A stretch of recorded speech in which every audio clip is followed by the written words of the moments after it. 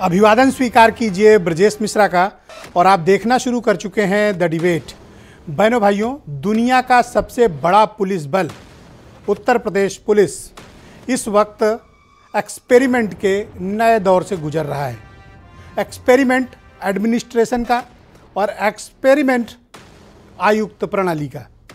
क्या उत्तर प्रदेश पुलिस की तस्वीर, बिहेवियर, वर्किंग कंडीशंस और प्रोफेशनलिज्म कमिश्नर प्रणाली से बदलेगा? कोई सुधार आएगा या फिर ये बड़े अफसरों को एकमंडेट करने का एक माध्यम बन गया है? क्या उत्तर प्रदेश में पुलिस कमिश्नरेट सिस्टम कोई आमूलचूल परिवर्तन लाने वाला है?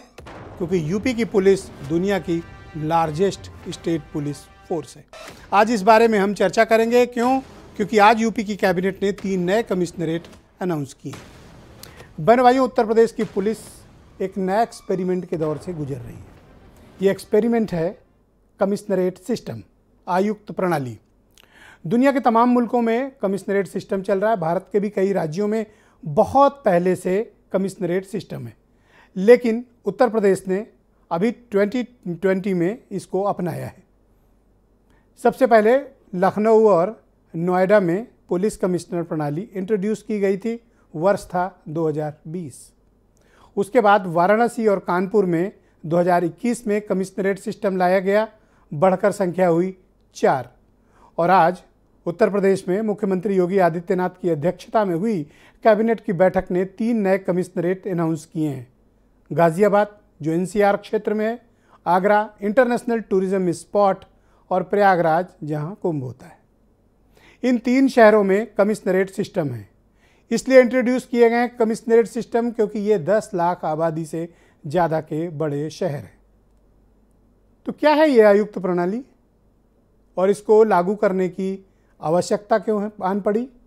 और क्या कमिश्नरेट सिस्टम लागू होने से उत्तर प्रदेश की पुलिस की तस्वीर, तकदीर, बिहेवियर, उसका आचरण, उनका प्रोफेशनलिज्म, इसमें कोई परिवर्तन आएगा या फिर जैसे चल रहा है वैसे चलेगा और सीनियर अफसरों के एकमेंडेशन का माध्यम बना पुलिस कमिश्नरेट सिस्टम?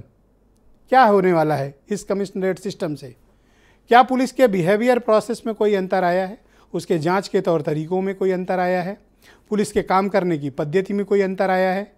और कमिश्नरेट सिस्टम पुलिस सुधार व्यवस्था का कितना बड़ा हिस्सा है? ये भी एक महत्वपूर्ण प्रश्न आज खड़ा हुआ है। जिन 4 शहरों में पुलिस कमिश्नरेट सिस्टम है, लखनऊ, कानपुर, नोएडा और वाराणसी, वहाँ क्या परिवर्तन हुए? इसकी ज़रूरत क्यों थी?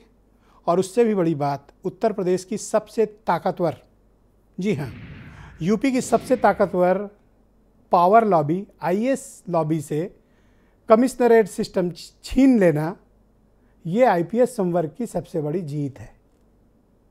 उनके पूरे कैडर की ये सबसे बड़ी जीत है।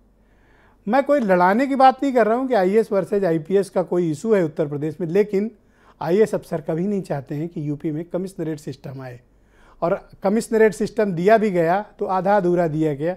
अब आने वाले वक्त में चैलेंजेस इस बात के होंगे कि कमिश्नरेट सिस्टम को और एम्पावर्ड किया जाए।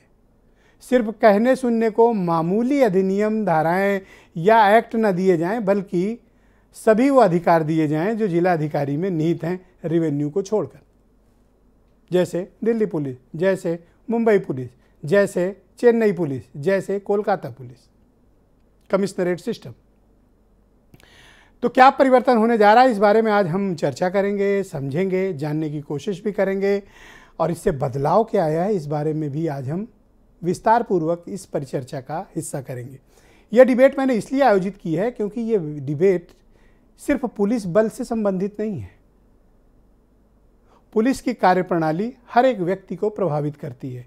यानी उत्तर प्रदेश की 25 करोड़ को आबादी को प्रभावित करने वाला ये फैसला है। इसलिए इस पर एक सार्वजनिक बहस होनी चाहिए कि ये सिस्टम इंट्रोड्यूस करने से फ़ायदा क्या हुआ है, नुकसान क्या हुआ है, और आने वाले वक्त में पुलिस सुधार प्रणाली में इसका फ़ायदा क्या होगा या नुकसान क्या होगा। इस बारे में हम खुलकर चर्चा करेंगे। आप पहले कुछ बयान सुन लें, फिर आज की परिचर्चा को हम आगे बढ़ाएंगे। गाजियाबाद और प्रयागराज, इन 3 जिलों में पूरे ज़िले के भाग को मेट्रोपॉलिटन एरिया डिक्लेयर करते हुए माननीय मंत्रिपरिषद ने निर्णय लिया है कि इन तीनों जिलों में पुलिस कमिश्नरेट की व्यवस्था लागू की जाएगी। हमारे परम आदरणीय मुख्यमंत्री जी श्री योगी आदित्यनाथ जी ने इस कदम को और आगे बढ़ाया है, जिसमें ये 3 नई पुलिस कमिश्नरेट्स का और गठन किया गया है। भाजपा की सरकार उत्तर प्रदेश में लोकतांत्रिक तानाशाही कायम करना चाहती है, उत्तर प्रदेश को पुलिस स्टेट बनाना चाहती है। आप जानते हैं कि कमिश्नरी व्यवस्था के द्वारा जो अधिकार पुलिस को मिलते हैं, उनका सबसे ज़्यादा प्रयोग नागरिक अधिकारों के लिए होने वाले आंदोलनों के दमन में ही किया जा सकता है। तो बहनों भाइयों, आज ये परिचर्चा को आगे बढ़ाते हैं और ये पहली बार नहीं है कि पुलिस कमिश्नर सिस्टम के लिए पहले प्रयास नहीं हुए थे। 43 ईयर पहले भी कोशिश हुए थे, मायावती की रिजीम में भी कोशिश हुए थे, लेकिन सब नाकाम रहे।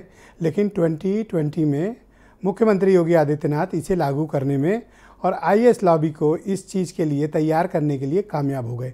तब आधा अधूरा थोड़ा कम मिला था, लेकिन अब अधिकार बढ़ रहे हैं। लेकिन महत्वपूर्ण बात यह है कि सारे अधिकार पुलिस कमिश्नर प्रणाली में कब मिलेंगे और इसका फ़ायदा जनता को क्या होगा। मेरे साथ उत्तर प्रदेश के डीजीपी रहे ओपी सिंह जी मौजूद हैं। ओपी सिंह वो डीजीपी रहे हैं उत्तर प्रदेश में, जिन्होंने यूपी में कमिश्नरेट सिस्टम इंट्रोड्यूस किया, इसलिए इनकी बात और तथ्य आज बहुत महत्वपूर्ण होंगे। और उत्तर प्रदेश के बड़े मशहूर और चर्चित डीजीपी रहे सुलखान सिंह साहब भी मेरे साथ इस कार्यक्रम का हिस्सा हैं। कर्नल शरद शरण मौजूद हैं, समाजवादी पार्टी के प्रवक्ता हैं। अवनीश त्यागी मौजूद हैं, भारतीय जनता पार्टी के प्रवक्ता। और थोड़ी देर में मैंने एक और बहुत ही कमाल की शख्सियत को आज की परिचर्चा में आमंत्रित किया है, असीम अरुण, कानपुर के पहले पुलिस कमिश्नर और इस वक्त उत्तर प्रदेश सरकार में मिनिस्टर। तो आज की परिचर्चा बहुत ही महत्वपूर्ण है। ओपी सिंह जी, कार्यक्रम की शुरुआत मैं आपसे करना चाहता हूं और बहुत शुक्रिया कि आपने हमें समय दिया। मैं आपसे समझना चाहता हूं कि आपके कार्यकाल में 2 कमिश्नरेट बने थे, लखनऊ, नोएडा, उसके बाद 2 और बने और आज 3। इस तब्दीली को आप किस तरह से देखते हैं? क्या कमिश्नर सिस्टम यूपी में प्रभावी है या नहीं? राजेश जी, बहुत बहुत धन्यवाद आपको, आपने मुझे आमंत्रित किया इस चर्चा में। और एक बहुत ही महत्वपूर्ण चर्चा है जिसमें बहुत ही रिनाउंड डिस्टिंग्विश्ड पर्सनालिटी जो है पैनलिस्ट के रूप में आ रहे हैं। मैं शुरुआत इस बात से करूंगा कि पुलिस आयुक्त प्रणाली जो है वो इस समय की मांग थी, और जैसा आपने स्वयं कहा कि पिछले 45-50 वर्षों से आईपीएस वर्ग जो है हमेशा इसकी डिमांड करता रहा, मांग करता रहा। और मांग करने का सिर्फ कारण ये था कि जिस प्रकार 21st सेंचुरी में क्राइम्स के स्वरूप बदल रहे हैं, 21वीं शताब्दी में जो क्राइम का जो न्यू जनरेशन क्राइम्स हो रहे हैं, जिसमें ऑर्गेनाइज्ड क्राइम है, इकोनॉमिक ऑफेंसेस है, साइबर क्राइम्स है, लॉ एंड ऑर्डर के भी बहुत सारे आयाम हैं, वाइटल इंस्टॉलेशंस की सिक्योरिटी है, वीवीआईपीज की सिक्योरिटी है, इन सबों में एक हायर डिग्री का प्रोफेशनलिज्म चाहिए। और उसमें एक मॉडल ऐसा चाहिए जो उस मॉडल को हम बहुत अच्छे ढंग से लागू करके जनता की सेवा कर सके, लोगों की आवश्यकताओं को उसको सॉल्व कर सकें। और यही कारण था कि हम लोगों ने इन वर्षों से डिमांड किया। सबसे बड़ी चीज है कि 1861 का एक्ट जो है, वो एक्ट को अगर आप गहन पूर्वक देखेंगे तो ये पता चलेगा कि पहले के डिस्ट्रिक्ट मैजिस्ट्रेट जो ब्रिटिश शासनकाल में थे, वो रेवेन्यू कलेक्टर थे। आज का युग जो है वो वेलफेयर स्टेट का है, जिसमें डेवलपमेंटल एक्टिविटीज हो रही है। अगर district magistrate law and order में लगे रहेंगे तो उन्हें डेवलपमेंटल वर्क्स में, वेलफेयर में उनको कोई समय नहीं मिल पाएगा। यही कारण है कि अर्बन चैलेंजेस को देखते हुए हम लोगों ने पुलिस आयुक्त प्रणाली की मांग की। और मुझे खुशी है कि मेरे कार्यकाल के दौरान मुख्यमंत्री जी ने इसको समझा, माना और 2 जगहों पर, लखनऊ और नोएडा में इसको लागू किया। उसके बाद फिर कानपुर और वाराणसी में हुआ, और आज एक महत्वपूर्ण दिन है जब 3 और शहरों में लगाया जा रहा है। तो मैं समझता हूं कि ये पृष्ठभूमि समझना बहुत जरूरी है कि आफ्टर ऑल आयुक्त प्रणाली की आवश्यकता क्यों है। 2 साल से ज़्यादा का वक्त हो गया। ओपी सिंह जी, क्या आप मानते हैं कि कमिश्नर प्रणाली यूपी में सफल रही? और अगर सफल रही तो उसके कुछ एविडेंस दीजिए और बताइए कि उत्तर प्रदेश के पुलिस के बिहेवियर जिन जगहों पर कमिश्नर प्रणाली लागू है और उसके प्रोफेशनलिज्म में क्या अंतर है? ये बहुत ही अच्छा प्रश्न आपने पूछा। यदि आपको याद होगा कि जनवरी 2020 में जब हमने आयुक्त प्रणाली की सिफारिश की थी और उसको लगाया गया था, तो उसमें एक महत्वपूर्ण क्लॉज हमने रखा था कि 6 महीने के बाद इसकी समीक्षा की जाएगी। और आपको याद होगा कि हरियाणा के एक शहर में प्रयुक्त आयुक्त प्रणाली को हटा भी दिया गया था। तो हम लोगों को ये विश्वास था कि इस प्रणाली को एक प्रयोगात्मक रूप से रखा जाए और देखा जाए कि इससे क्या फायदे हैं। मैं समझता हूं कि आज की अगर कानून व्यवस्था पर अगर आप नजर डालेंगे, अपराध कंट्रोल पर, अपराध पर अगर आप नजर देखेंगे, तो ये आयुक्त प्रणाली जो है बहुत अच्छे ढंग से चल रही है। अब आपकी बात इस बात पर है कि बिहेवियर क्यों नहीं बदला। देखिए, बिहेवियर बदला न बदला ये सब ऐसे मैनिफेस्टेशंस है जो किसी भी प्रणाली में उस पर ध्यान दिए जाने की आवश्यकता है। यदि आपने आयुक्त प्रणाली लागू भी कर दिया और अच्छे लीडरशिप नहीं हुए, बिहेवियर पे ध्यान नहीं दिया, उसकी ट्रेनिंग नहीं कराई, तो ये सिस्टम कभी वर्क नहीं कर सकता है। पुलिसिंग जो है एक बड़ा डायनेमिक कॉन्सेप्ट है और पुलिसिंग में इन सब चीजों का ध्यान रखना पड़ेगा कि आप ओपी सिंह जी, क्या प्रोफेशनल कैरेक्टर भी कमिश्नरेट प्रणाली के बाद बदला है उत्तर प्रदेश पुलिस का, जिन पर्टिकुलर शहरों में ये कमिश्नरेट सिस्टम इंप्लीमेंट किया गया, या नहीं? हेलो, मेरी आवाज मिल रही है आपको? आप मुझे सुन पा रहे हैं? ब्रजेश जी आपकी आवाज कट जा रही है। यस, आप प्लीज गो अहेड, आप जारी रखें, मैं आपको सुन पा रहा हूं। और लेट मैं वापस कनेक्ट करने की कोशिश करूंगा। और मेरे साथ सुलखान सिंह जी मौजूद हैं, बहुत ही चर्चित अधिकारी रहे उत्तर प्रदेश के और डीजीपी पद पर भी रह चुके हैं। बहुत शुक्रिया आपका सुलखान सिंह जी हमारे साथ जुड़ने के लिए।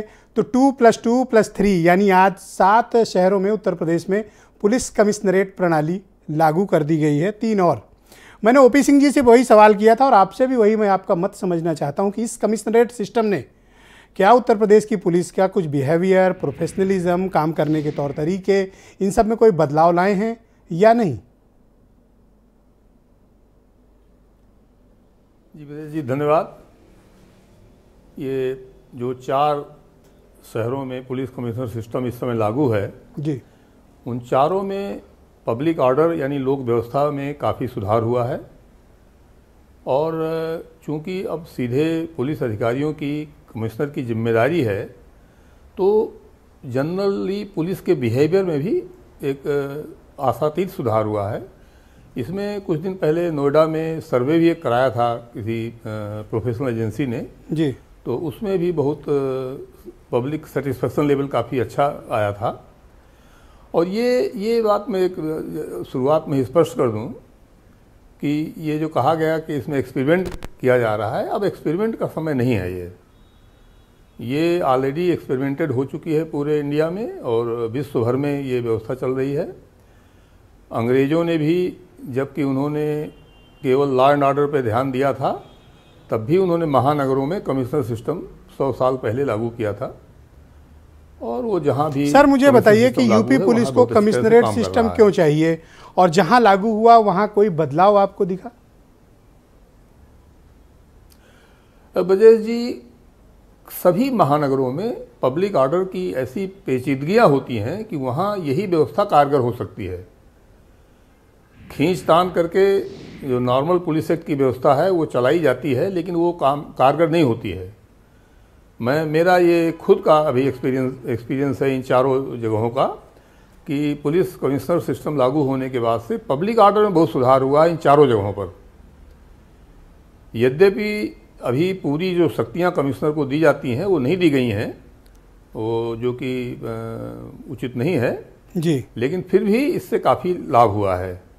तो अगर ये पूरी तरह से व्यवस्था लागू की जाएगी तो एक डीजीपी पद पर रहते हुए आपने क्या अनुभव किया? इन जो 4 जगहों पर कमिश्नरेट सिस्टम है, इन्होंने किस तरह का इम्पैक्ट सोसाइटी में जनरेट किया, विशेष तौर पर पुलिस बल के लिए? ब्रजेश जी, मेरे टाइम पे तो कोई व्यवस्था कमिश्नरेट की नहीं थी जी, लेकिन उसके बाद रिटायरमेंट के बाद मैं पुलिस मॉडर्नाइजेशन कमीशन में चेयरमैन रहा 3.5 साल। तो मेरा पुलिस अधिकारियों से, जनप्रतिनिधियों से और लोगों से इंटरेक्शन होता था पुलिस रिफॉर्म्स के बारे में। तो मेरा ये अपना निष्कर्ष है कि इन चारों जगहों पे बिहेवियर में भी सुधार हुआ है और पब्लिक ऑर्डर में बहुत सुधार हुआ है इसमें जो है। सर, कमिश्नरेट सिस्टम को लेकर 2 महत्वपूर्ण ऑर्डर के लिए ही प्रभावी है। 2 महत्वपूर्ण बातें निकलकर सामने आई। पहली तो ये कि उनको अधिकार नहीं दिए। कमिश्नरेट सिस्टम तो आपने डेवलप कर दिया, पर आज भी 90% महत्वपूर्ण जो एक्ट हैं और जो अधिकार हैं उस पर जिलाधिकारी काबिज हैं, वो कमिश्नरेट सिस्टम को नहीं मिले हैं, सिर्फ दिखाने के लिए है सर 2-4 एक्ट पे कार्रवाई करने का अधिकार। तो पहली चीज़ तो ये कमिश्नरेट सिस्टम बना दिया है, जब आपने जवाबदेही तय कर दी तो अधिकार भी तो दीजिए। ब्रजेश जी, कमिश्नर सिस्टम में कमिश्नर को 2 प्रमुख पावर्स एक्स्ट्रा दी जाती हैं। नंबर 1 है प्रोहिबिटरी पावर, निषेधात्मक शक्तियाँ, और नंबर 2 है लाइसेंसिंग पावर, लाइसेंस की शक्तियाँ। तो उत्तर प्रदेश में जहाँ तक मेरी जानकारी है, अभी लेटेस्ट मैंने विज्ञप्ति देखी थी गृह विभाग की, तो निषेधात्मक शक्तियाँ लगभग सभी दी जा चुकी हैं, लेकिन कोई भी लाइसेंसिंग की शक्ति नहीं दी गई है जी। तो यद्यपि ये सिस्टम उतना प्रभावी नहीं हो पाया है जितना कि होना चाहिए, लेकिन इसमें जितनी गुंजाइश थी उसमें अच्छा काम हुआ है। थोड़ी बहुत कमियां उसमें ये कही जा सकती हैं, जैसे हर जगह। सर एक सवाल है जो मैं कनेक्ट नहीं हो पाए, तो ओपी सिंह जी मैं उनसे बाद में पूछ लूंगा, आप ही से पूछ लेता हूं। एक आरोप ये लगता है, और विशेष तौर पर दूसरे कैडर के लोग लगाते हैं, कि ये सीनियर अफसरों को एकमेंडेट करने की प्रणाली है, जिसे कहते हैं कमिश्नर प्रणाली। अब अजय जी, सीनियर अफसर तो हम लोग खुद ही नहीं चाहते कि हर जगह एडीजी पोस्ट हों, वो संभव हो गया है, लेकिन मैं अभी टीवी में देख रहा था कि इन 3 जगहों पर ये सुधार किया जा रहा है कि यहाँ एडीजी रैंक के कमिश्नर नहीं होंगे। मेरा अब भी मानना है कि नोएडा बहुत छोटी जगह है, वहाँ तो डीआईजी, आईजी इस तरह कमिश्नर होना चाहिए। बनारस में भी एडीजी रैंक का होने की आवश्यकता नहीं है। तो ये सीनियर अफसरों को एकोमोडेट करने की बात नहीं है, बात खाली ये है कि अगर पुलिस की दायित्व तो है पब्लिक ऑर्डर मेंटेन करने का, तो उसको जो रेलिवेंट शक्तियाँ जो ऑलरेडी टाइम टेस्टेड हैं, पूरे देश में लागू हैं, वो यहाँ भी होनी चाहिए। बहुत शुक्रिया सर, मैं परिचर्चा को आगे बढ़ाता हूँ, हमारे साथ जुड़े रहिएगा। तो कानपुर के पहले पुलिस कमिश्नर रहे और वर्तमान में उत्तर प्रदेश सरकार में मिनिस्टर असीम अरुण जी मेरे साथ मौजूद हैं। बहुत शुक्रिया आपका हमारे साथ कार्यक्रम में समय देने के लिए, और आपके 2 फार्मर बॉसेस भी मेरे साथ इस पैनल में मौजूद हैं। तो ये बहुत ही शानदार पैनल है, जहाँ पर हम इस कमिश्नरेट प्रणाली को ज़्यादा बेहतर तरीके से अध्ययन कर सकते हैं और समझ सकते हैं। मैं आपसे जानना चाहता हूं कि जब से पुलिस कमिश्नर प्रणाली लागू हुई, आप अपने कार्यकाल में और उसके बाद एक मंत्री के रूप में, आप क्या महसूस करते हैं कि इस प्रणाली ने कोई तब्दीली लाई उत्तर प्रदेश पुलिस के बिहेवियर, उसके प्रोफेशनलिज्म, उसके काम करने के तरीके में? बहुत बड़े रूप में ये पूरी प्रक्रिया जैसा हम देख रहे हैं, एक बहुत बड़ी राजनीतिक निर्णय क्षमता, पॉलिटिकल विल का एक उदाहरण है, जिसमें योगी जी ने ये निर्णय लिया और क्रमानुसार 2+2 और 3 यानी 7 पुलिस कमिश्नरेट बनी है। दुर्भाग्य ये था कि इससे पहले इसको सुशासन का मुद्दा ना लेकर के बार बार इसको आईएएस आईपीएस का मुद्दा लेकर के कंफ्यूज किया गया। आपने भी बहुत बार ऐसे डिबेट्स किए और अच्छे से आपने इसको हमेशा रखा कि ये गुड गवर्नेंस, ये लॉ एंड ऑर्डर का मुद्दा है, ना कि ये किसी लॉबी का या किसी के वर्चस्व का मुद्दा है। और आज आप देखिए कितनी खुशी की बात है कि जब 3 कमिश्नरेट बनी है, ये परिपक्वता हमारे राज्य में, मीडिया में, सभी सर्विसेज में आ चुकी है कि ये कमिश्नरेट किसी भी प्रकार से कोई लॉबी का प्रश्न नहीं है। ये 3 और जनपदों में पुलिस की व्यवस्था को और मजबूत और अच्छा करने के लिए कदम उठाया गया है। ये सवाल कि क्या सुधरेगा या क्या सुधरा पूर्व के 4 जनपदों में, सबसे पहली बात यह कि जब ज़्यादा अधिकारी होते हैं तो ज़्यादा अच्छे परिणाम हम दे पाते हैं।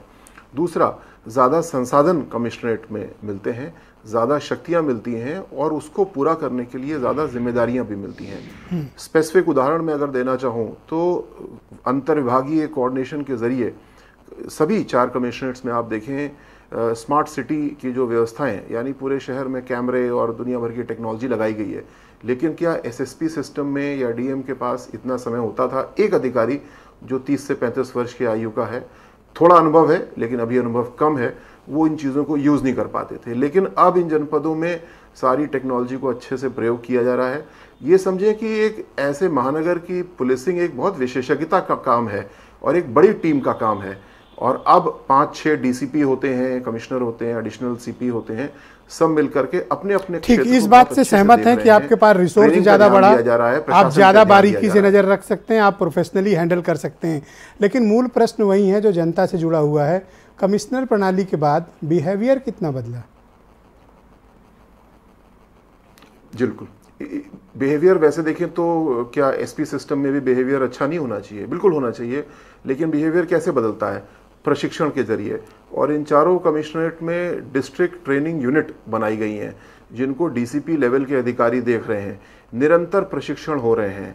बहुत छोटी सी बात, पुलिस में ड्यूटी से पहले लोगों को खड़ा होना चाहिए, उनकी वर्दी चेक होना चाहिए, ब्रीफिंग होना चाहिए, जो कि पुराने सिस्टम में नहीं हो पाता था। अंग्रेज के समय हो जाता था, कुछ साल बाद तक हो जाता था, बट अब इतने व्यापक जिम्मेदारियां आ गई कि नहीं हो पाता था। तो अब प्रशासन को देखने के लिए एक अलग टीम है, और आप इन जनपदों में देखेंगे तो पुलिस की वर्दी आपको अच्छी मिलेगी, गाड़ियां बेहतर मिलेंगी, लोगों का व्यवहार ठीक मिलेगा। आप तो अब कमिश्नर सिस्टम से बाहर आ गए, अब तो आप सार्वजनिक राजनीतिक जीवन में हैं। उस वक्त आप क्या महसूस कर रहे थे कमिश्नर के रूप में, जो अब आप चाहते हैं एक मिनिस्टर के रूप में जिसे लागू किया जाना चाहिए? ये मेरा बहुत बड़ा सौभाग्य रहा कि मुझे कानपुर का पहला पुलिस कमिश्नर बनाया योगी जी ने और एक काम करने का मौका दिया। मैं यूँ समझता हूँ कि उस परिवर्तन में चुनौती ये थी कि जल्दी से जल्दी कैसे नागरिकों को और पुलिसकर्मियों को अनुभव हो कि ये सिस्टम ज़्यादा अच्छा है, जिसके लिए हर ऐसा कदम उठाया गया जो नागरिकों को बेहतर पुलिसिंग दिखाए। मूल रूप से ट्रैफिक की दृष्टि से कहीं पे ड्रग्स बिकने की शिकायत थी तो उसके ऊपर ज़बरदस्त क्रैकडाउन किया गया। जहाँ पे कोई शराब दुकानों के बाहर लोग अंडे के ठेलों पे पीते खाते थे, उसको नष्ट किया गया, ऐसे अड्डों को। दूसरा, जो पुलिसकर्मी हमारे हैं, न सिर्फ उनका प्रशिक्षण किया गया, लेकिन उनको 8 घंटे की ड्यूटी दी गई, उनको वीकली डे ऑफ दिया गया, जिससे कि पूरे तंत्र की तभी सफलता है जब हमारा अंतिम पुलिसकर्मी कांस्टेबल भी अच्छा महसूस करे, और जब वो खुश होगा, संतुष्ट होगा, तभी वो नागरिकों की बेहतर सेवा कर पाएगा, और ये इसमें हो रहा है। लेकिन अभी तो सिर्फ 2+2+3 यानी 7 शहरों में ही ये प्रणाली लागू की गई है। आपको लगता है कि उत्तर प्रदेश के बाकी शहरों में भी इस प्रणाली को लागू किया जाना चाहिए ताकि लोगों को ज़्यादा सहूलियतें मिलें? सीआरपीसी में ये प्रावधान है, गाइडलाइन है कि जो 10 लाख से ऊपर के नगर हैं, महानगर, मेट्रोपॉलिटन एरिया स्पेसिफिक शब्द इस्तेमाल किया गया है, वहाँ पे रिकमेंडेशन है कि पुलिस कमिश्नर प्रणाली होना चाहिए। तो इसको अगर देखें तो जितने हमारे नगर निगम टाउन्स लगभग हैं वो इसमें आ जाते हैं, वहाँ पे होना चाहिए। लेकिन जैसा योगी जी का निर्णय है, हमें सही गति से चलना चाहिए, बहुत तेज़ नहीं चलना चाहिए। और मैं समझता हूँ ये गति बिल्कुल सही है, क्योंकि आज 3 कमिश्नरेट बने हैं। अब इस समय पुलिस मुख्यालय में निश्चित रूप से मंथन हो रहा होगा कि करीब 25-30 आईपीएस अफसर को पोस्ट करना है, तो उनको छांटना होगा। सर, आपने बहुत सही बात उठाई। मेरा नेक्स्ट क्वेश्चन ही आपसे यही है, गति सही है। एक वर्ग है जो ये आरोप लगाता है और कहता है, अब क्लैरिटी दीजिए, आप लोग तो इस सिस्टम का हिस्सा हैं, कि ये सीनियर अफसरों के रिकमेंडेशन की प्रणाली है जिसे कहते हैं कमिश्नर प्रणाली। नहीं, बिल्कुल नहीं। आप यूँ देखिए, आप एक चैनल को हेड करते हैं, क्या जब आप 30 साल के थे या 32 साल के थे, क्या आप इस चैनल को हेड कर सकते थे, इसके चीफ एडिटर बन सकते थे? और आज हम और आप लगभग एक ही उम्र के हैं, तो अब आपका अनुभव जो है तो इस चैनल को हेड करने का है। तो इसी प्रकार एक महानगर की पुलिसिंग जिसके इतने सारे आयाम हैं, उसके लिए एक अनुभवी अधिकारी चाहिए, एक टीम चाहिए जिसमें युवा भी होते हैं, प्रमोटेड ऑफिसर भी होते हैं जिनका अलग अनुभव होता है, और वो मिलके बहुत ही अच्छा काम करके देते हैं। हमारे सामने इसके 4 उदाहरण हैं।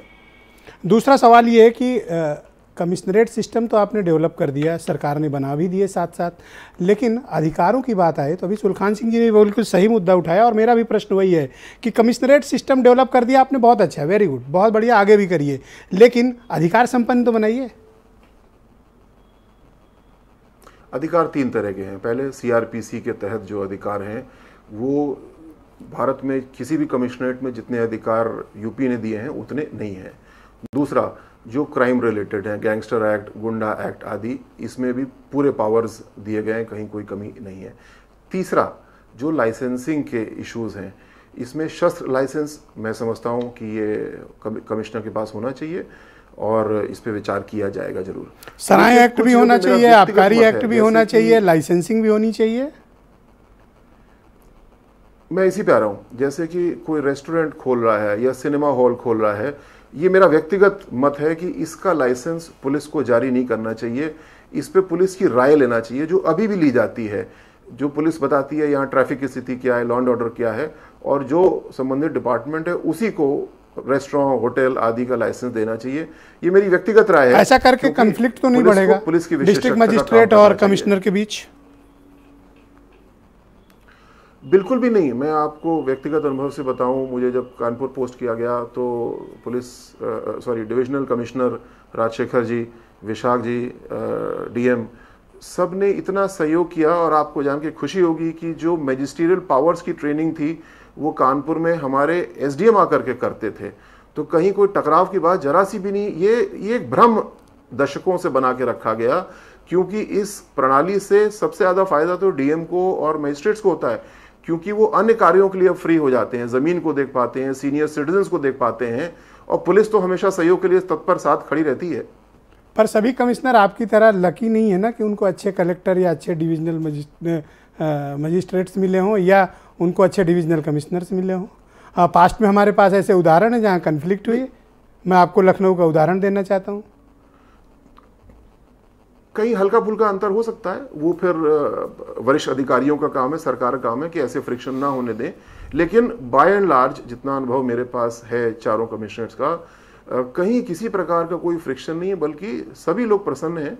और केवल मजिस्ट्रेसी नहीं, अन्य विभाग भी इस बात से बहुत प्रसन्न होते हैं, क्योंकि उनको बेहतर प्रतिक्रिया मिलती है। फॉर एग्जाम्पल नगर निगम को देखें तो नगर निगम को पुलिस का इतना सपोर्ट चाहिए होता है, जो कि अब बहुत तेजी से मिलता है।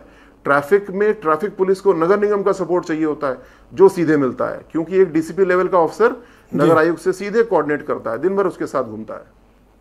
ऑलराइट, ओपी सिंह जी मुझे कनेक्ट कर चुके हैं। 2 सवाल मेरे रह गए थे ओपी सिंह जी। पहला तो ये कि एक बात कही गई और मैंने बाकी सुलखान सिंह जी से भी पूछा और असीम अरुण जी से भी पूछा और आपसे वो प्रश्न रह गया था, कनेक्ट नहीं हो पाए थे।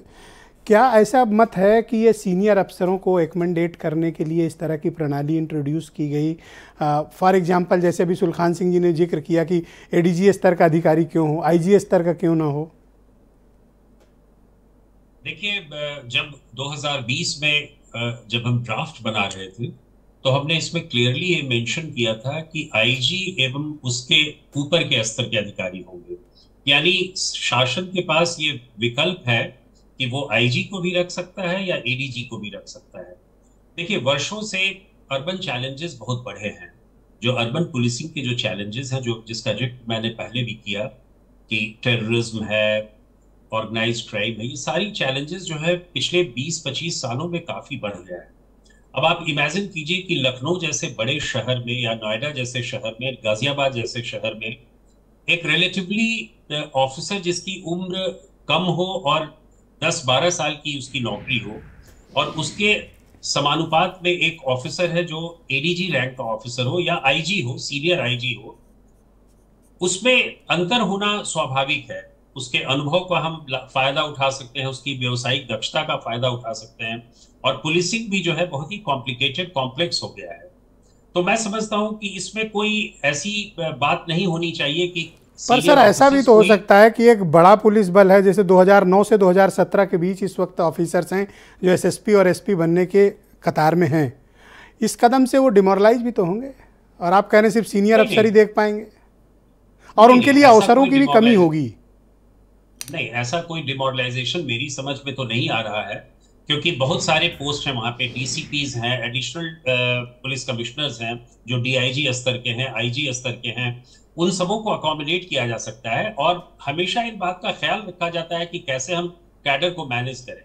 एसीपीज जो हैं वो भी डीएसपी रैंक के होते हैं और मोस्टली वो वहीं पे होते हैं। सीओ जो जिनको हम अन्य जगहों पर सीओ कहते हैं, वो वहाँ पे एसीपी कहे जाते हैं। तो मैं नहीं समझता कि सीनियर ऑफिसर्स या जूनियर ऑफिसर्स को अकोमोडेट करने के लिए सिस्टम बनाया गया है। इसमें विभिन्न स्तर के लोग विभिन्न अनुभवों के साथ वहां काम करते हैं और सभी का ध्यान रखा जाता है। दूसरा, लॉजिस्टिक की बहुत कमी है कमिश्नरेट में, आप कहीं भी देख लें, जो रिसोर्सेज का जिक्र अभी असीम अरुण जी कह रहे थे।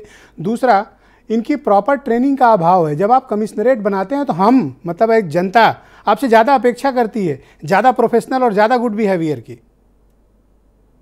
देखिए ब्रजेश जी, प्रशिक्षण की आवश्यकता तो हमेशा होती है। कोई भी सिस्टम आप लागू करें, चाहे वो पुराना डीएमएसपी लागू करें या कमिश्नरी सिस्टम लागू करें, प्रशिक्षण तो ऐसी चीज है जो आपका वे ऑफ लाइफ है, आपको हमेशा करना होगा। और यही कारण है कि जनपदीय स्तर पर हम प्रशिक्षण की व्यवस्था करते हैं, वहां पे ट्रेनिंग करते हैं। आपको याद होगा कि हमने बिहेवियर की ट्रेनिंग करवाई थी लखनऊ में और सहारनपुर में, कई जगहों पर। ये हमारे लिए बहुत जरूरी है कि हम प्रशिक्षण, soft skills training, hard skills training, सभी की हम व्यवस्था रखते हैं। तो प्रशिक्षण तो एक निरंतर प्रक्रिया है और यही कारण है कि ट्रेनिंग इंस्टीट्यूशंस में, जिसको हम लोगों ने बहुत ज्यादा वरीयता दिया होगा। आपको याद होगा कि मुख्यमंत्री जी पहली बार 25-30 सालों में मैंने कोई मुख्यमंत्री को नहीं देखा कि ट्रेनिंग हेडक्वार्टर में कोई जाकर उसने ऑनलाइन ट्रेनिंग के सभी कैडेट्स से बात किया हो। ये 2018 में माननीय मुख्यमंत्री जी स्वयं गए, मैं उनको लेकर गया और उन्होंने ट्रेनिंग इंस्टीट्यूशन से, हेडक्वार्टर से सभी को संबोधित किया। तो इस प्रकार की सर एक ग्रीवियांस है जिसे आप लोगों को रिड्रेसल करना चाहिए, चूंकि बहुत अनुशासित बल है, कोई बोलता नहीं, लेकिन मैं आपसे ये सवाल करना चाहता हूं कि जूनियर लेवल और मिड लेवल के पुलिस अधिकारियों में, आईपीएस संवर्ग में ऐसा प्रतीत होता है उनके लिए कि उनके लिए अवसर कम होते जा रहे हैं और उनका एडजस्टमेंट में संभावनाएं और अवसर कम होते जा रहे हैं, और आपको इस इशू को एड्रेस करना होगा। आपको मतलब यूपी पुलिस को, लीडरशिप को। बिल्कुल सही कह रहे हैं आप। डायरेक्ट डायलॉग होना चाहिए, ऑर्डरली रूम्स होने चाहिए, हमेशा कन्वर्सेशन होना चाहिए। जो लीडर अपने लोगों से जितना ज्यादा बात करेगा, उनकी बातों को सुनेगा, you have to be a very good listener. अगर आप इन सब चीजों को अगर आप नहीं ध्यान देंगे तो ये सब चीजों की कमी रहेगी। तो आप सही कह रहे हैं, जो आप बता रहे हैं वो मैनेजमेंट टूल्स हैं, वो स्ट्रैटेजीज हैं कि हर एक लीडर को, चाहे वो लीडर जनपदीय स्तर पे हो, रेंज स्तर पे हो, जोन स्तर पे हो या स्टेट हेडक्वार्टर के स्तर पे हो, सभी को अपने अपने जगहों पर एक लीडरशिप कायम करना पड़ेगा कि हम कैसे लोगों की बातें सुने, उनकी प्रतिक्रियाओं को जाने और उसी के आधार पर हम अपनी फंक्शनिंग, अपने प्रणाली को रोबस्ट बनाए। बहुत शुक्रिया आपका सुलखान सिंह साहब। मैं आपसे समझना चाहता हूँ, और ये जो ग्रीवियांस है ना सर, ये थोड़ा बड़ा है, बड़ा इस दृष्टिकोण में है, लोग कहना नहीं चाहते, बट मैं आपको ये बात याद दिलाना चाहता हूँ, कहना भी चाहता हूँ, क्योंकि मैंने डिबेट प्रारंभ करने से पहले काफ़ी लोगों से बात की, मिड लेवल पर भी, जूनियर लेवल पर भी। उनका ये मत है कि उनके अवसर घटते जा रहे हैं, उनके मौके कम होते जा रहे हैं, उनको दिए जाने वाले अवसरों में कटौती हो रही है और सीनियर अफसर काबिज हो रहे हैं। और 2009 से 2017 का बैच इसका प्रमाण है। वो कहाँ जाएं? उनके लिए भी कोई अनुरूप व्यवस्था तो करनी पड़ेगी ना। अब देखिए, ग्रीवांस केवल प्रमोशन के लिए तो हो सकता है, लेकिन कोई अधिकारी ये नहीं क्लेम कर सकता कि शहर चाहे 5 लाख का हो, चाहे 50 लाख का हो जाए, लेकिन वहाँ पे इंचार्ज एसपी होगा और हम ही एसपी बनेंगे वहाँ पर। ये पब्लिक इंटरेस्ट के ऊपर जो है अधिकारियों का इंटरेस्ट नहीं हो सकता कभी भी सर। लेकिन आपके पास बहुत लंबा कैडर बैचेज हैं सर। इशूज़ अगर रेज हुए हैं तो इसको, ठीक है, मैं आपकी बात से सहमत हो सकता हूँ, कुछ नहीं भी सहमत हो सकते हैं, लेकिन उनके इशूज़ को तो एड्रेस किया जाना चाहिए ना। ये मैं जब यहाँ आईजी जोन था तब ये हमने प्रयास किया था कमिश्नर सिस्टम के लिए, तो पीपीएस और आईपीएस अधिकारियों से हमने पूरी बात की थी। इसमें किसी लेवल पे कोई अवसर नहीं कम हो रहे हैं। कुछ लोगों को ये बार बार ये बात आती है कि हाँ, पहले हम 12 साल में एसएसपी लखनऊ बनते थे, अब हम 12 साल में डीसीपी बनेंगे। तो ये तो देखिए संभव नहीं है। जैसे जैसे शहर बड़े होंगे तो व्यवस्था तो बदलनी ही पड़ेगी। वहाँ पर बड़े जिलों को तोड़ के छोटे जिले बनाए जा रहे हैं, अब इस पर कोई ये चैलेंज नहीं कर सकता। तो नए बैच के अफसरों को अब ये स्वीकार कर लेना चाहिए कि उनके लिए अवसर अब थोड़ा ज़्यादा डिफिकल्ट हैं पहले के मुकाबले। हाँ, ये तो होगा। अब जो है, जो डीसीपी सर, मुझे याद है पहले सिर्फ 4 साल की नौकरी करने पर सर बड़े बड़े जिले मिल जाते थे सर। आज तो 4 साल में आपको कोई हलो नहीं करेगा सर। नहीं, ऐसा नहीं है। पहले तो बड़ा नियम क्लियर था। अरुण जी, मैं आ रहा हूँ, 1 मिनट में बस आ रहा हूँ जी। बीच में थोड़ा गड़बड़ हुआ था जी, कि बहुत जूनियर को बहुत सीनियर कर दिया जाता था, लेकिन अब तो ऐसा नहीं है। इस पूरे मामले पे असीम अरुण जी कुछ अपनी ओपिनियन प्रस्तुत करना चाहते हैं, क्योंकि एक बड़ा मुद्दा है और बड़े कैडर को और बड़े बैचेस को हम लोग संबोधित कर रहे हैं या उनके इशूज़ को रेज कर रहे हैं। सबके हितों की बात होनी चाहिए। अगर किसी के मन में कोई दुविधा और प्रश्न है तो उसको एड्रेस किया जाना चाहिए, उसे बताया जाना चाहिए। Arun ji, go ahead please. धन्यवाद विजय जी। विजय जी, ये प्रश्न थोड़ा क्वालिफाई करना होगा कि अवसर कम हो रहे हैं तो किस चीज़ के अवसर कम हो रहे हैं?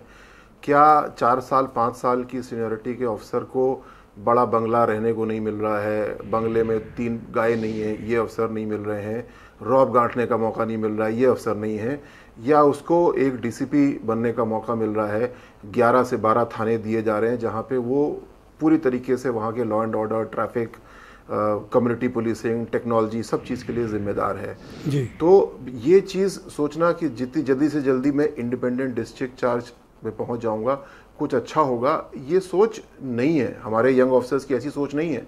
हमारे यंग ऑफिसर्स की सोच ये है कि वो किस तरीके से बेहतर योगदान कर पाते हैं।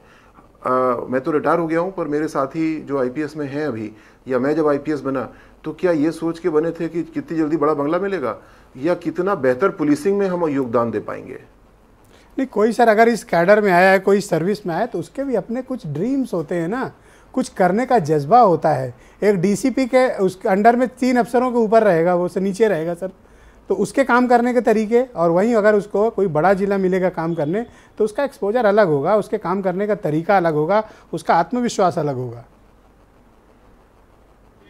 तभी आप अंतर देख रहे हैं ना। पहले जब 30 साल 32 साल की सर्विस या 10 साल की एसपी की सर्विस के एसएसपी होते थे तो कोई विरला होता था जो बहुत अच्छा परफॉर्म कर पाता था, बाकी ज़्यादातर बाय एंड लार्ज परफॉर्मेंस नहीं हो पाती थी। क्यों? एक गुब्बारे की तरह, जब वो क्राइम देखता था तो ट्रैफिक बिगड़ जाता था, ट्रैफिक देखता था तो क्राइम बिगड़ जाती थी। अब 5-6 अधिकारी हैं, हर चीज़ सीमित रूप में उसको देख रहे हैं। ऑलराइट, बहुत शुक्रिया आपका अश्विन अरुण जी हमारे साथ कनेक्ट होने के लिए और अपनी बोल्ड ओपिनियन प्रस्तुत करने के लिए। मैं आपका बहुत आभारी हूं, आपने अपनी राय प्रस्तुत की, बहुत शुक्रिया। मैं परिचर्चा को आगे बढ़ाता हूं। अवनीश त्यागी मेरे साथ मौजूद हैं, भारतीय जनता पार्टी के प्रवक्ता हैं। त्यागी जी, आज तो 7वीं कमिश्नरेट सिस्टम को भी इंट्रोड्यूस कर दिया गया है 3, और ऐसी ज़रूरत क्यों आन पड़ी आपको?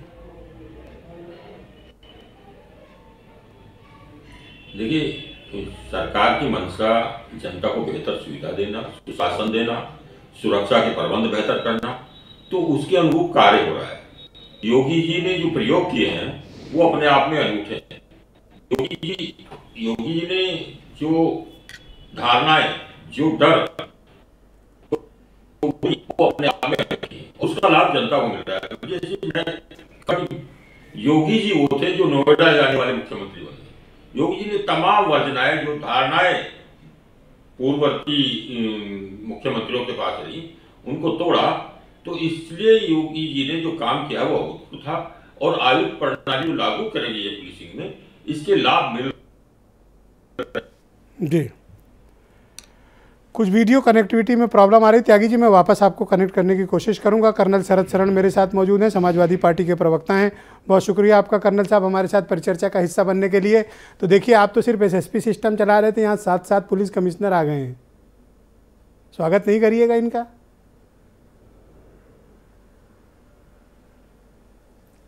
देखिए ब्रजेश जी, सबसे पहले तो मैं कहना चाहूँगा, जो आपने अपना इंट्रोडक्टरी रिमार्क दिया वो मेरे को बहुत व्यक्तिगत रूप से बहुत अच्छा लगा। आपने 2 शब्दों का इस्तेमाल किया, पहला एक्सपेरिमेंट और दूसरा बिहेवियर। इसमें कोई शक नहीं कि हम किसी भी सिस्टम में होते हैं। हेलो, मैं सुन पा रहा हूं, प्लीज गो अहेड, कंटिन्यू रखें आप प्लीज।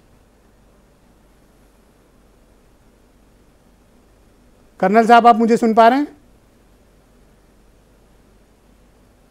जी, मैं आपको सुन पा रहा हूं। Yes, please go ahead.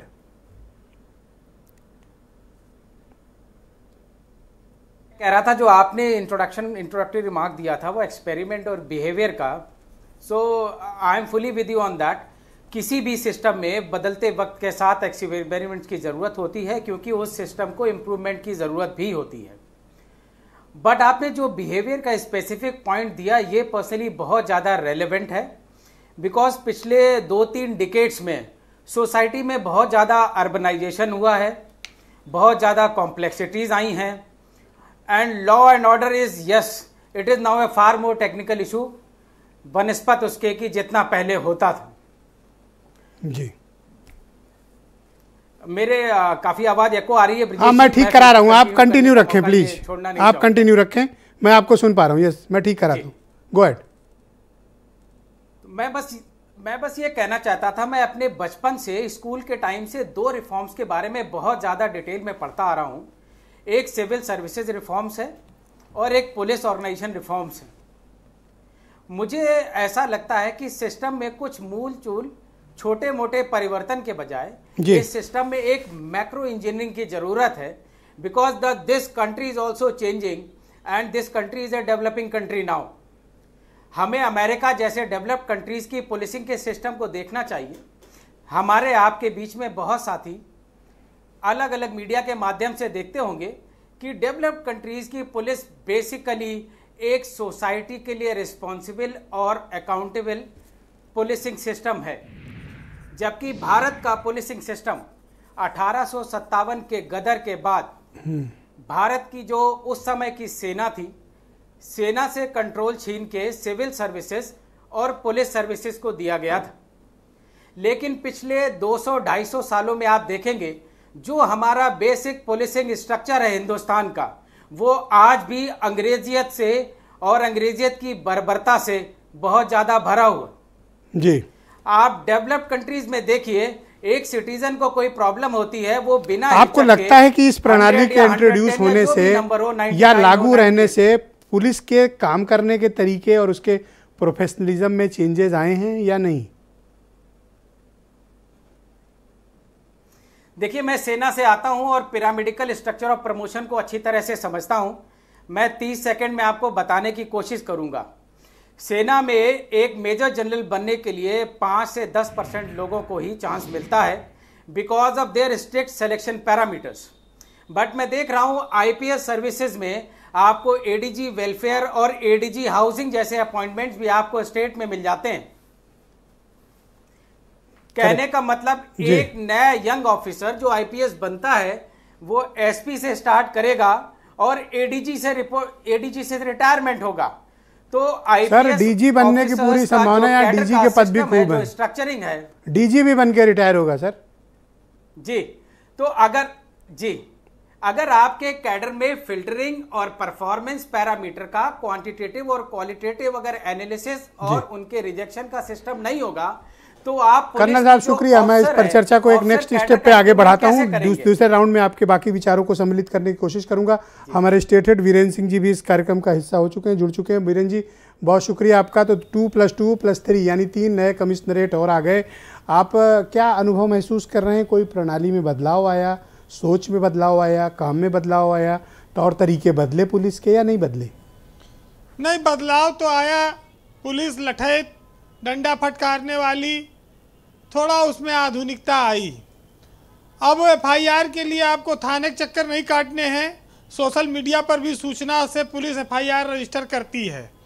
बदलते ज़माने में उत्तर प्रदेश की पुलिस भी बदल रही है और उस पुलिस के लिए सुलखान सिंह एक आदर्श व्यक्ति हैं जो आज इस डिबेट में बैठे हुए हैं। वो पुलिस के आधुनिक फकीर के तौर पर माने जाते हैं और उनके पद चिन्हों पर अगर आज कोई चल रहा है तो डीएस चौहान जैसे अफसर जो यूपी के डीजीपी हैं वो उसी रास्ते पर चलकर पुलिस में सुधार की एक बड़ी कोशिश कर रहे हैं। जहां ईमानदारी सिर्फ कहने में ना हो, वो काम में झलके दिखाई पड़े। तो भ्रष्टाचार पुलिस की एक बहुत बड़ी समस्या रही है। पहले गांव में एक सिपाही चला जाए पूरा गांव डर जाता था। दरोगा जी के चक्कर काटो, जेब गरम करो, तब वो हफ्तों बाद गांव में समस्या देखने जाते थे। अब जब से डायल 112 और तमाम सारी सिस्टम आए, 5 मिनट में पुलिस उस घटना को अटेंड करती है। ये कमिश्नर प्रणाली ने उसको और मजबूती प्रदान की।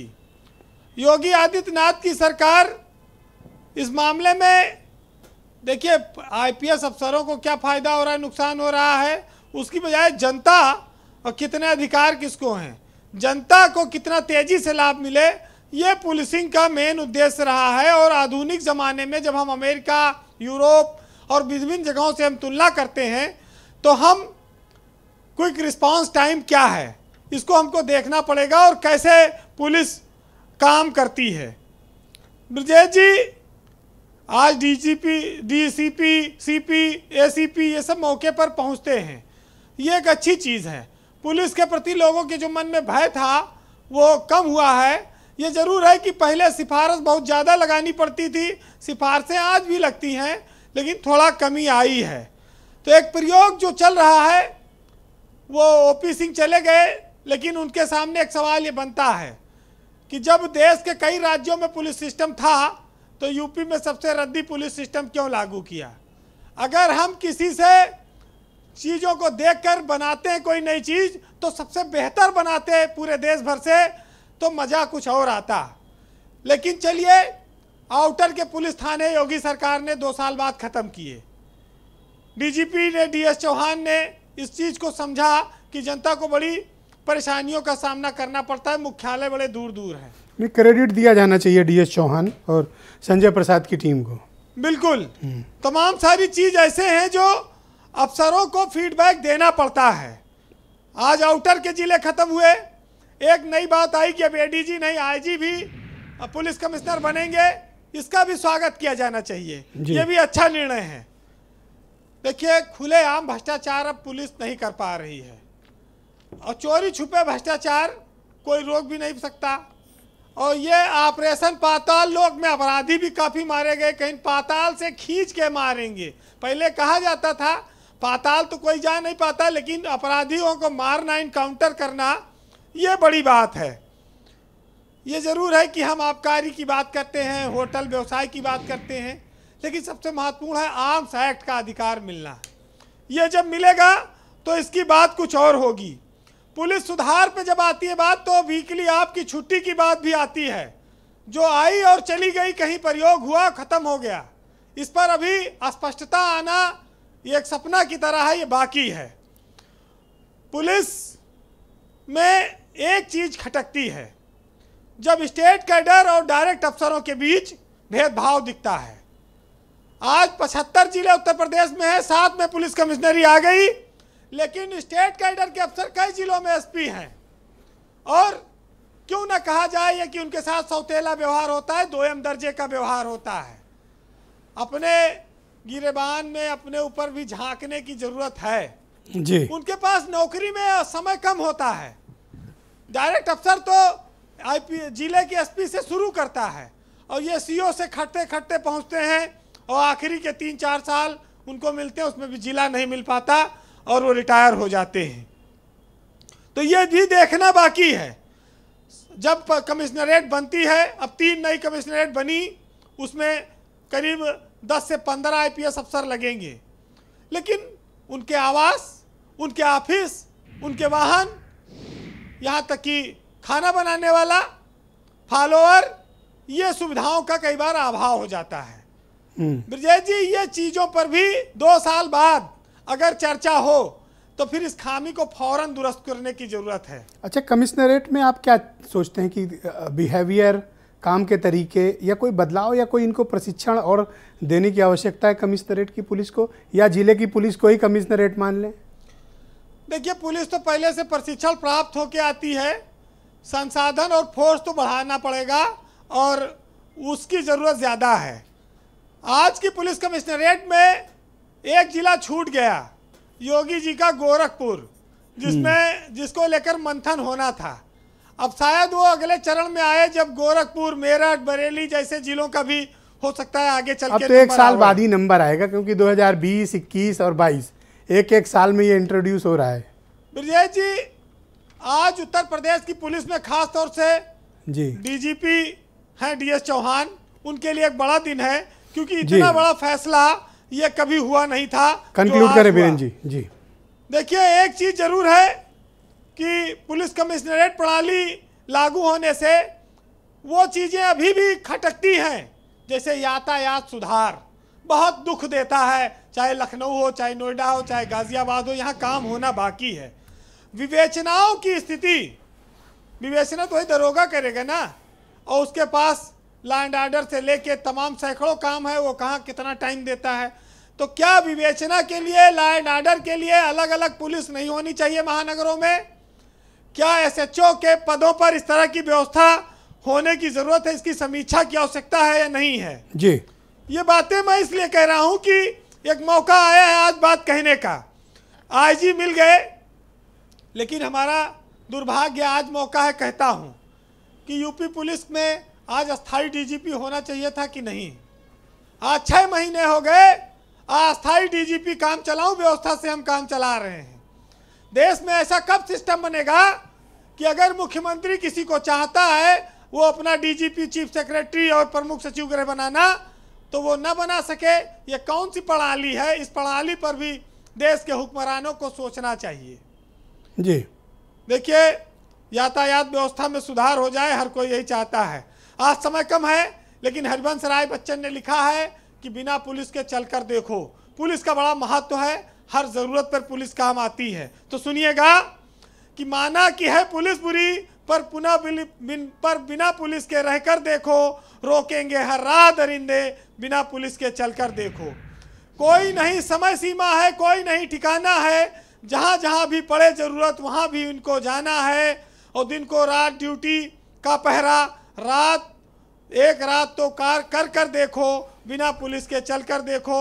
इनका वेतन चपरासी सा, काम हमेशा करना है, गर्मी जाड़ा बारिश में भी भागम भाग कर मरना है। छुट्टी तक को तरस रहे हैं अफसर के दरवाजे पर, पोस्टमार्टम इन्हें कराना रहते रोज जनाजे पर। और होली ईद दशहरा भी इनके आंसू रोज बढ़े, और ये भी लाल लाडले माँ के इनके परिवार भी करते इंतज़ार हैं। और बात अगर लाख टके की, इनकी पीड़ा मिलकर देखो, पुलिस के बिना चलकर देखो। बहुत शुक्रिया बीरेन जी, आपने बहुत गंभीर बात कही है कि पुलिस की जो निचली कार्यप्रणाली इकाई है उसमें बहुत आमूलचूल परिवर्तन और सुधार की आवश्यकता है।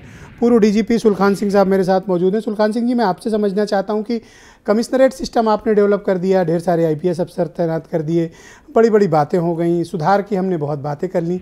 जो पुलिस की सबसे निचली इकाई है, सिपाही, दरोगा और इंस्पेक्टर, इनको ज़्यादा प्रोफेशनल, ज़्यादा बेहतर कार्य का माहौल और रिसोर्स देने की हमें आवश्यकता है, ज़्यादा बेहतर ट्रेनिंग देने की आवश्यकता है। क्यों? क्योंकि पुलिस को रिप्रेजेंट यही लोग करते हैं ग्राउंड पर। बिल्कुल सही मुद्दे पे आपने ध्यान आकर्षित किया है।